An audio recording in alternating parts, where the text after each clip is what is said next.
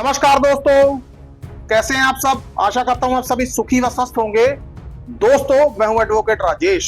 स्वागत करता हूं आप सभी का एक बार फिर से आपके अपने YouTube channel secular finance TV पर।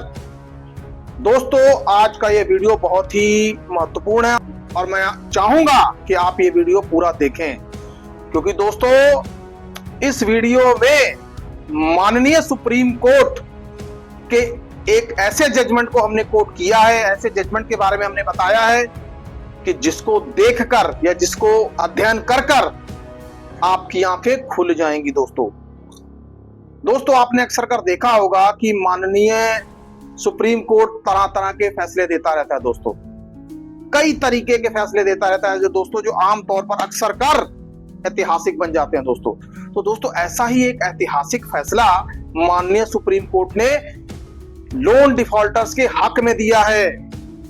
और वो फैसला क्या है, आज हम उसी फैसले को डिस्कस करेंगे।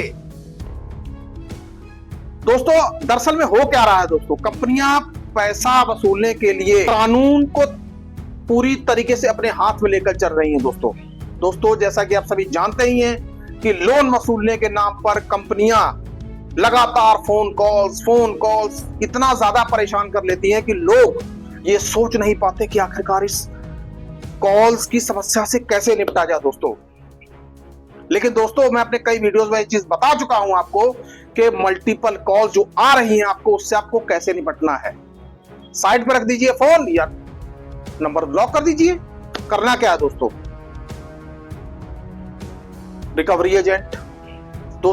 रिकवरी एजेंट कंपनियों के पास सबसे बड़ा टूल है। इससे बोरोवर को डराने के लिए लोन कंपनियां पूरी तरीके से इसका इस्तेमाल करती हैं।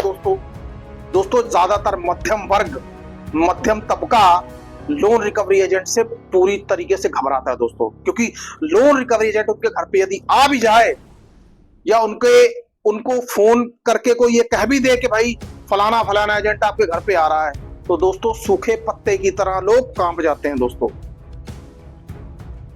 दोस्तों डर वाजिब भी है, क्योंकि दोस्तों मध्यम वर्ग एक ऐसा वर्ग होता है जो लकीर का फकीर कहे जाने वाला वर्ग भी हो सकता है।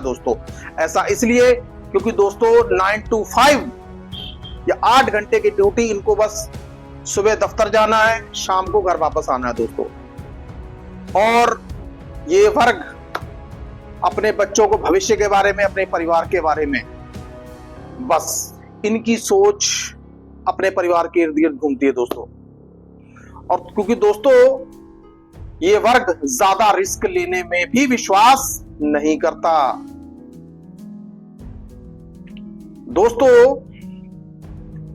आज का ये जो वीडियो है आपको आज ये बताएगा कि आखिरकार कंपनियों की जातियों के खिलाफ आप कैसे लड़ सकते हैं। जैसे इन महाशय ने लड़ाई करी। दोस्तों आज मैं सुप्रीम कोर्ट के एक ऐसे जजमेंट के बारे में बताऊंगा। दोस्तों चलिए शुरू करते हैं।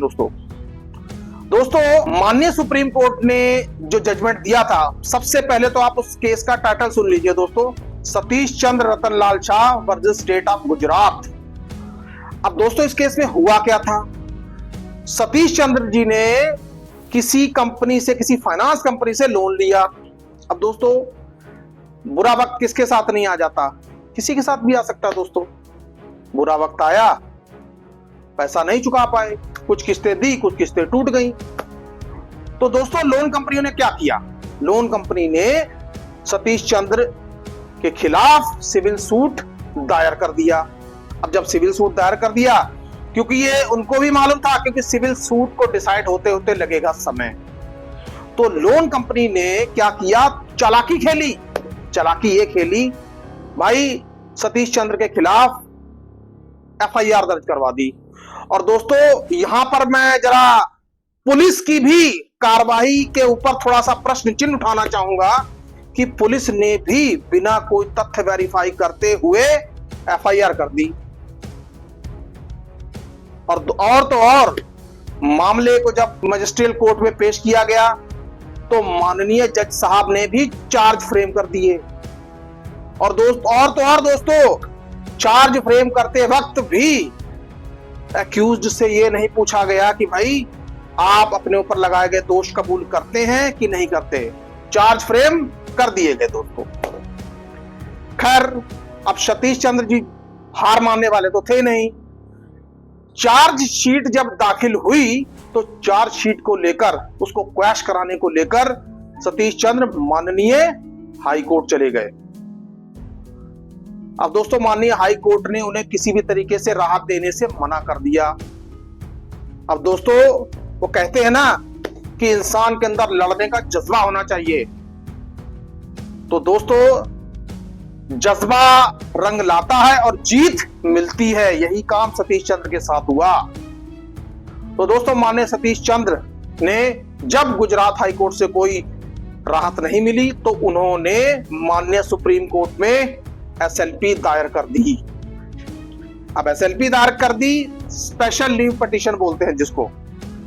एसएलपी में उन्होंने वो सब चीजों का ब्यौरा दिया कि कैसे सिविल मामले को क्रिमिनल मामला बनाया गया, कैसे उन्हें हाई कोर्ट ने कोई राहत नहीं दी दोस्तों। अब दोस्तों, परेशानी कहां से खड़ी हुई? परेशानी शुरू से ही हुई। जो मामला सिविल प्रकृति का था उसको क्रिमिनल केस बना दिया गया दोस्तों। खैर, सुप्रीम कोर्ट के सामने जब यह मामला आया तो माननीय सुप्रीम कोर्ट ने सारे मामले की गहनता से जांच की। गहनता से जांच करने के बाद जब ये देखा कई सारी चीजों में गलतियां पाई गई दोस्तों, माननीय सुप्रीम कोर्ट ने सबसे पहले तो यह कहा कि जब एक मामला, सिविल का मामला, लेन देन का, जब कोर्ट में चल रहा था तो दोबारा उसी मामले के ऊपर एफआईआर दर्ज करवाने की क्या जरूरत थी दोस्तों। और तो और उन्होंने माननीय मजिस्ट्रेट के निर्णय पर भी सवाल उठाए जिन्होंने चार्जशीट एक्सेप्ट की और चार्जेस भी फ्रेम किए आरोप पत्र के साथ। माननीय सुप्रीम कोर्ट ने फैसला देते हुए यह कहा कि मजिस्ट्रेट लेवल के जजेस को थोड़ा सा विवेक और बुद्धि के साथ काम लेते हुए देखना चाहिए था कि एक मामला यदि पेंडिंग है, वो भी सिविल मामला, तो उसके ऊपर क्रिमिनल मामला दायर नहीं किया जा सकता। दोस्तों, गुजरात हाई कोर्ट के निर्णय को लेकर भी माननीय सुप्रीम कोर्ट ने प्रश्न उठाए। दोस्तों, सुप्रीम कोर्ट की जो ऑब्जर्वेशन थी, सुप्रीम कोर्ट ने यह कहा कि लेन देन का मामला, वित्तीय लेन देन का मामला हमेशा से ही सिविल मामला होता है दोस्तों। ये कभी भी क्रिमिनल मामला नहीं बन सकता जब तक किसी इंसान का यह आशय ना हो कि वो बंदा पैसे नहीं देना चाहता। लेकिन यहां वो आदमी पैसा देना चाहता था, लेकिन जानबूझकर पैसे जल्दी जल्दी वसूलने की हबड़ा तबड़ी में उसके ऊपर क्रिमिनल मामले दर्ज करवाए गए। तो दोस्तों, हुआ क्या? माननीय सुप्रीम कोर्ट ने सबसे पहले इस बात को साफ किया कि वित्तीय लेन देन के मामले हमेशा से सिविल कोर्ट में चलते हैं दोस्तों, और सिविल मामले चलते हैं इसमें क्रिमिनल मामले व एफआईआर दर्ज करने की कोई जरूरत नहीं,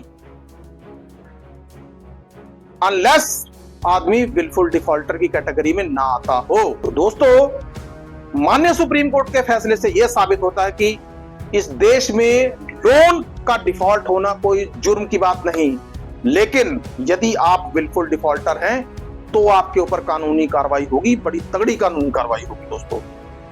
लेकिन यदि आपकी इंटेंशन क्लियर है कि आप कंपनियों का पैसा देना चाहते हैं, हाँ ठीक है, कोई ऐसी बात हुई या फिर कुछ विषम परिस्थितियों की वजह से आप पैसा नहीं दे पा रहे, बीमारी की वजह से, बिजनेस में लॉस हो जाने की वजह से, या कोई और भी पारिवारिक कारण हो सकते हैं दोस्तों, आप नहीं दे पा रहे हैं, तो वो चीज कभी किसी क्रिमिनल ऑफेंस में नहीं आती।